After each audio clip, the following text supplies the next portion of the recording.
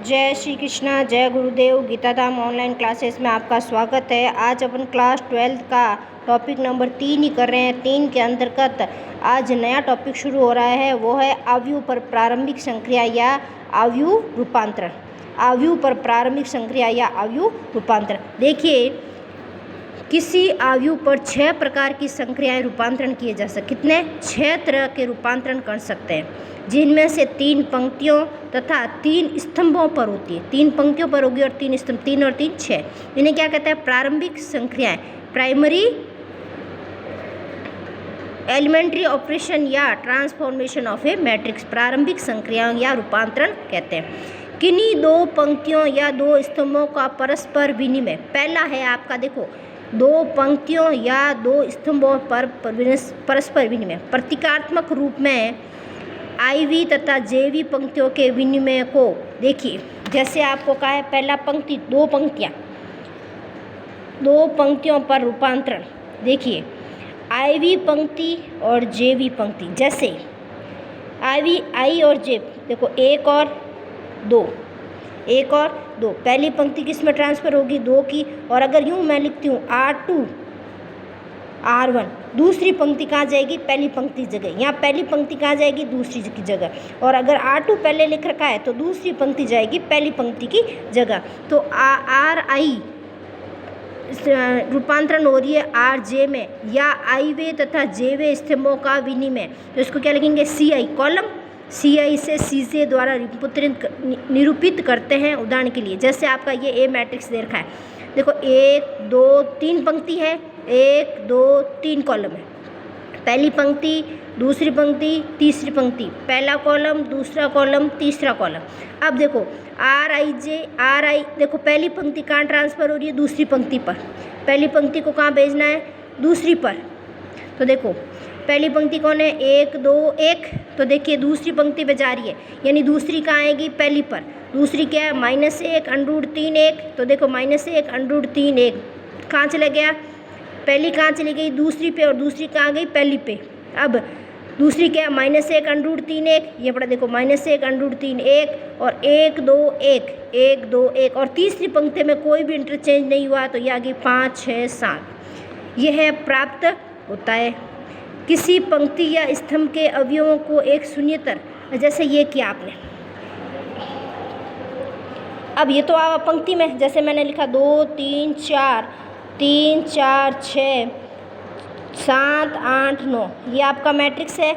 अब मैं कह रही हूँ R2 change R3, R2 change R3, यानी दूसरी और तीसरी पंक्ति में इंटरचेंज है।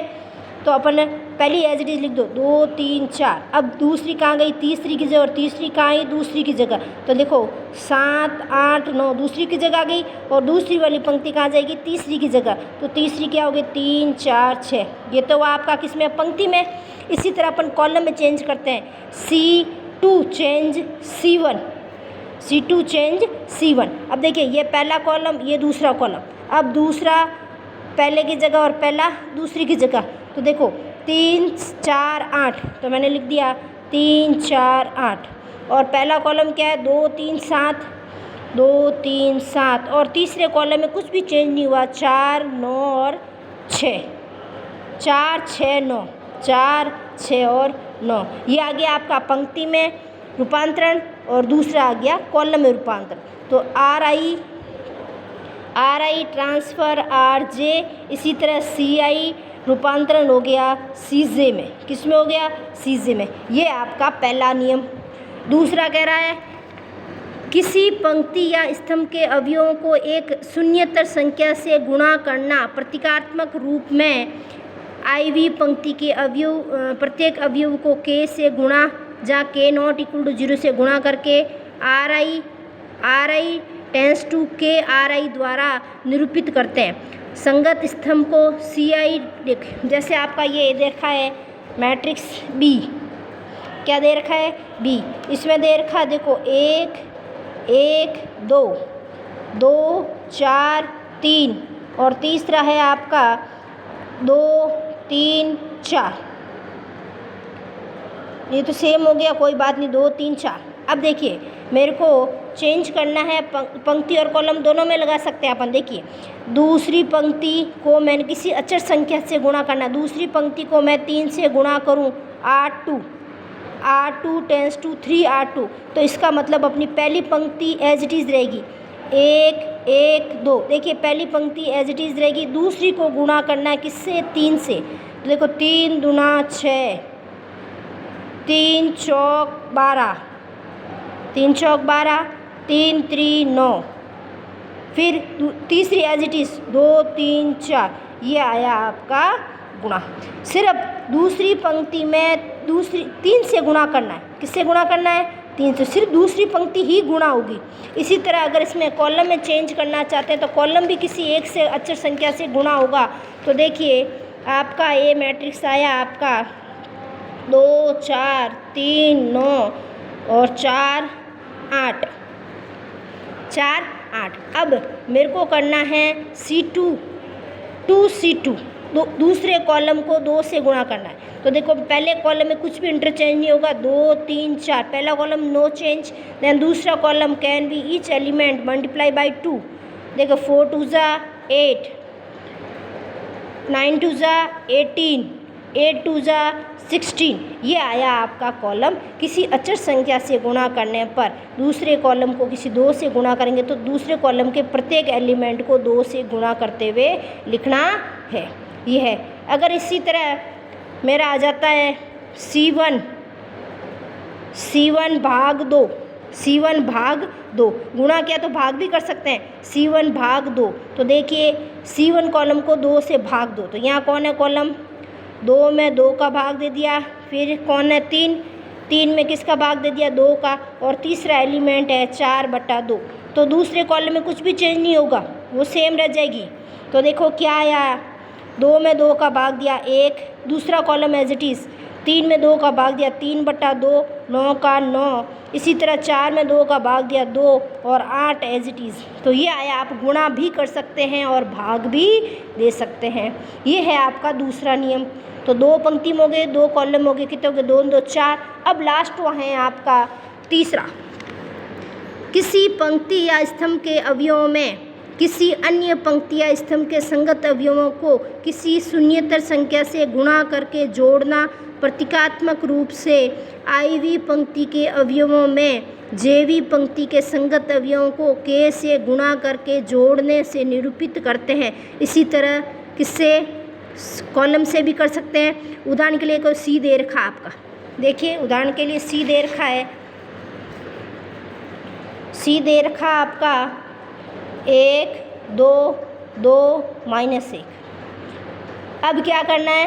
देखो, इसमें क्या चेंज करना है? मेरे को दूसरी पंक्ति में चेंज करना है। दूसरी पंक्ति -2R1, R1 को 2 से गुणा करके R2 में से घटाना है। ये देखो R2 चेंज किस में हो रहा है? R2 में।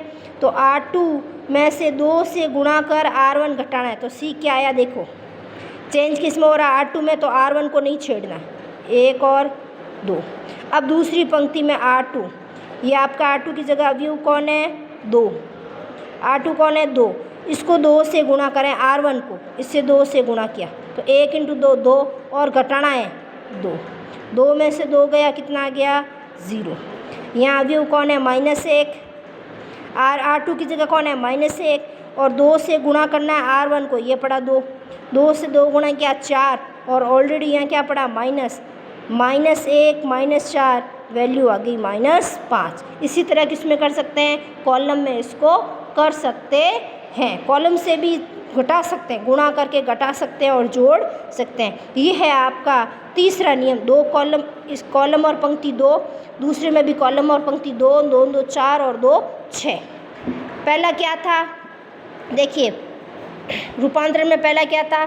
पहली पंक्ति चेंज हो सकती है दूसरी पंक्ति में, इसी तरह दूसरा कॉलम चेंज हो सकता है तीसरे कॉलम, आपस में इंटरचेंज कर सकते हैं। ये था पहला नियम।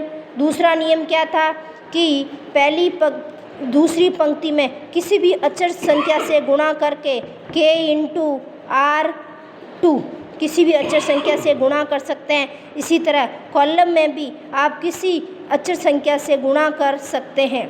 तीसरा नियम, पंक्ति में जैसे पहली पंक्ति है तो पहली पंक्ति माइनस अचर संख्या से गुणा करके जोड़ सकते हैं और घटा भी सकते हैं, जोड़ और घटाना। इसी तरह कॉलम में भी वही नियम लगेगा, C1 + 4C2, तो आप जोड़ भी कर सकते हैं, घटा भी सकते हैं। तो 2 2 4 और 2 6, रूपांतरण के कितने नियम है? 6 नियम है। इसी तरह आपका सेकंड टॉपिक है व्युत्क्रमणीय अवयव। क्या होता है? यदि A कोटि M का एक वर्ग अवयव है और यदि एक अन्य अवयव का अस्तित्व है इस प्रकार है कि AB = BA। देखो व्युत्क्रमणीय अवयव कब होगा? व्युत्क्रमणीय अवयव कब कहलाएगा? एक अवयव है A, एक अवयव है B। AB का गुणा अगर BA बराबर I आता है, I का मतलब क्या होता है? इकाई मैट्रिक्स। अगर AB का गुणा AB बराबर BA है और दोनों उनका क्या आ जाए? गुणा क्या आ जाए? AB का गुणा भी क्या आ जाए? इकाई मैट्रिक्स। और BA का भी गुणा क्या आ जाए? इकाई मैट्रिक्स।